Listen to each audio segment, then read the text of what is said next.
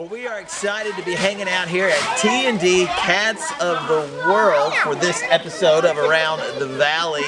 A hidden gem, really, in Penns Creek. Is. A lot of people don't know it exists back here. Yeah, Penns Creek is an area that a lot of people don't even know is. And you're driving off the main road, you hang a right, you go for a little ways, and then you hang another right, and you come to the end, and here we are.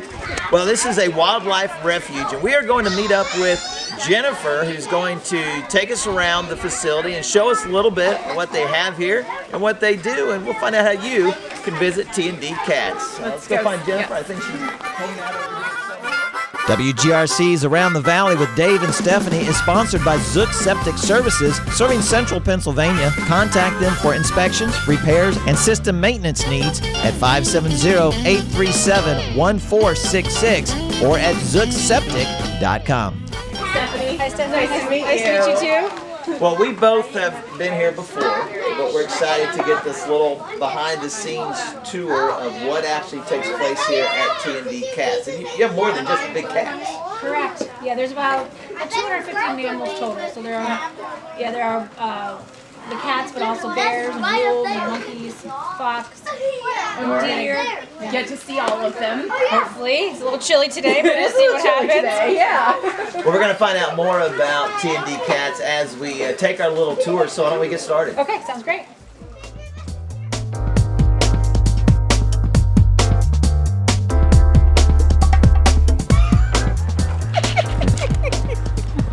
Like this type of animal, let's say? Not Or this not one, that one in particular? the other wildlife. other Where do they wildlife? come from? Most of them are illegally owned animals, so they come to us from either the person or more likely it's from government agencies that are confiscating the animals. We also receive animals from zoos and other rescue facilities, and then we also receive animals through wildlife rehabilitators. So if they have non-releasable wildlife, instead of putting that animal to sleep, it might give them a chance to be in captivity and be educational animals. Now, obviously, we're going to see some large animals here today. How is T&D Cats funded? How do you get your funds to take care of these animals? My family is who owns and operates T&Ds, and my parents are retired from other careers, so they spent a lot of retirement savings go back into feeding and maintaining the animals. So that's the main source of income. And then we are open for the public, but we're not a facility that's open every day of the year. It's limited to about 70 days a year. So the animals, can be animals. They get to see some people and have that excitement, but then they can also be animals most of the time. So the admission fees do help. And then we also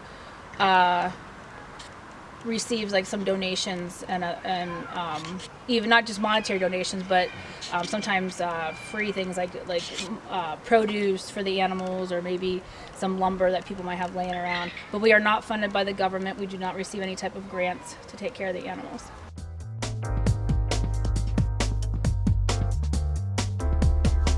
Talk to us a little bit about what the sponsorship is. Yeah, we don't do fundraisers. We feel people want to do something, they'll just do it on themselves.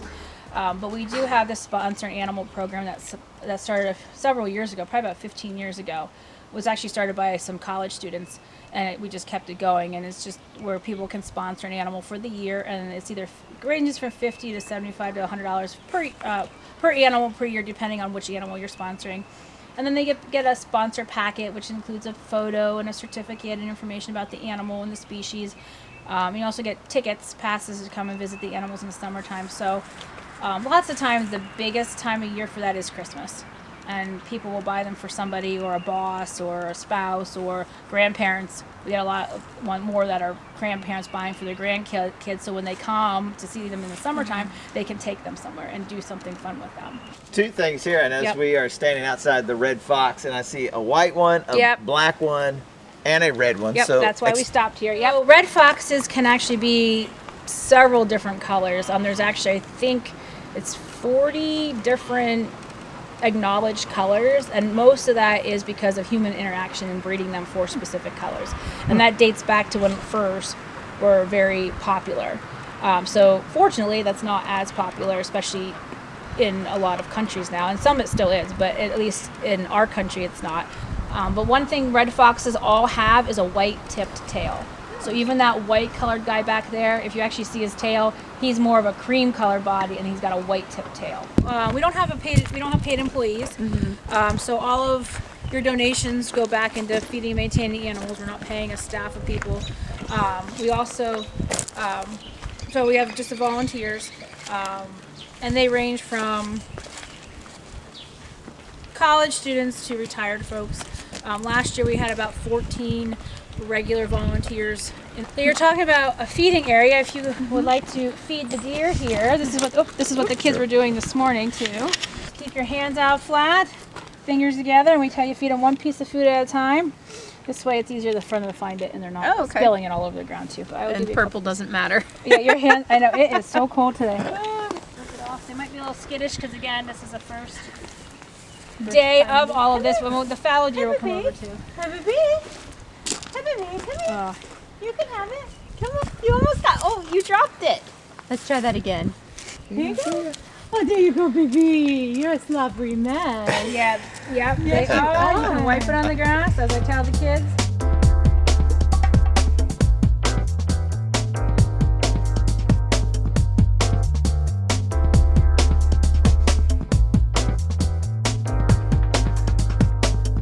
Fallow deer lost their antlers recently. You can see how red that is.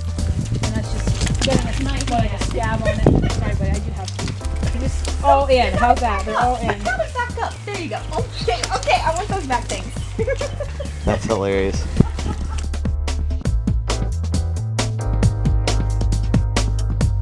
I think the scary part when you're looking at them up close, you could easily mistake them for a dog. Oh, yeah. Like a domestic dog. Right. And then you call it over and you think you're walking up on a dog and you want to call it and find out, nope, it's not a dog. Yeah.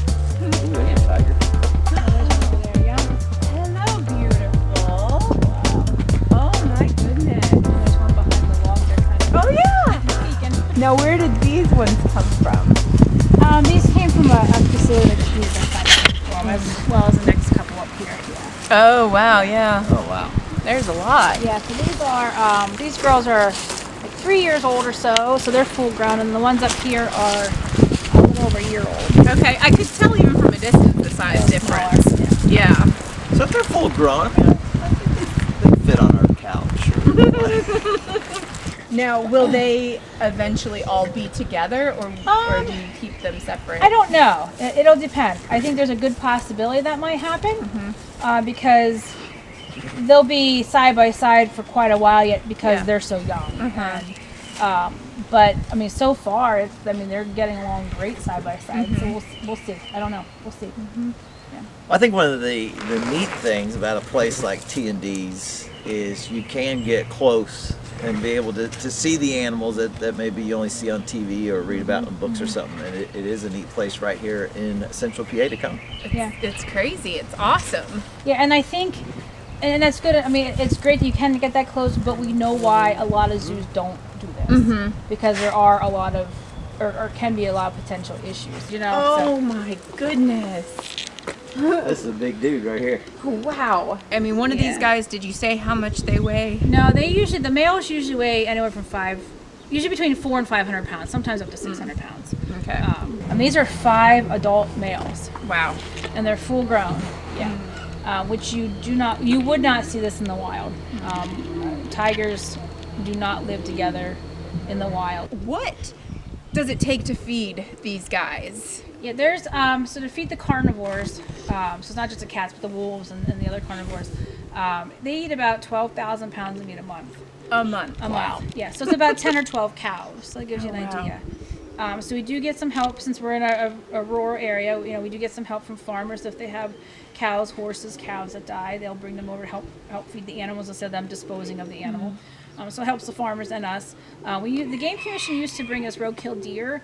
But I'm sure some of your viewers will know with CWD in the area, the chronic wasting disease in the area, like we don't feed that anymore. Okay. We don't feed that deer anymore. Their veterinarian was having some issues with trying to figure out what was wrong with the cat.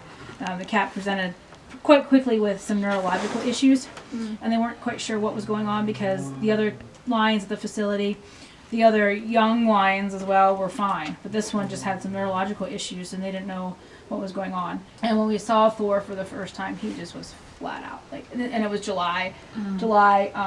He was just flat out laying in the enclosure. And we had 2 choices: one, to take him home as is, or anesthetize him so they could look at him in a safe way. So even though he was flat out couldn't move, it's still 11-month-old African lion that's probably 100 pounds, you know, and with claws and teeth. So for the safety of everybody, he had to be anesthetized to look at him. We didn't disagree with that.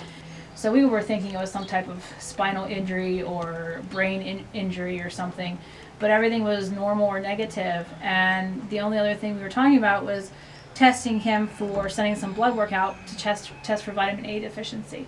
Because lions, out of all the cats, lions have been known to have a vitamin A deficiency. It was not common, but they're the ones that can have it. So anyway, so the test came back, and his was like, I don't know, 15 or 20.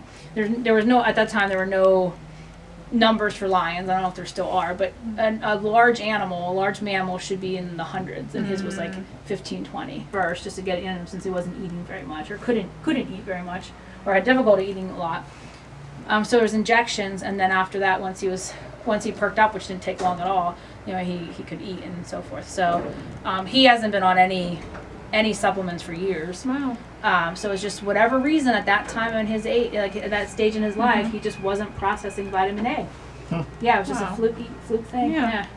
We have had a lot of fun here today at T&D Cats, and Jennifer, thank you so much for showing us around and showing us a little bit about what you and your family do here. You're welcome. You're welcome. It was World fun. of knowledge. Yeah, you. it's great. Yeah. So people can come and visit T&D.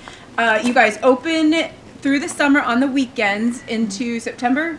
Yes. Okay. Through September. Yep. Through September, so you can come and visit and get your chance to learn about these animals and get to see these awesome animals. Well, we always have a lot of fun checking out new crafts, hobbies, occupations, or places of interest. And as we wrap up our time here at T&D's, who knows where we will see you next around the valley.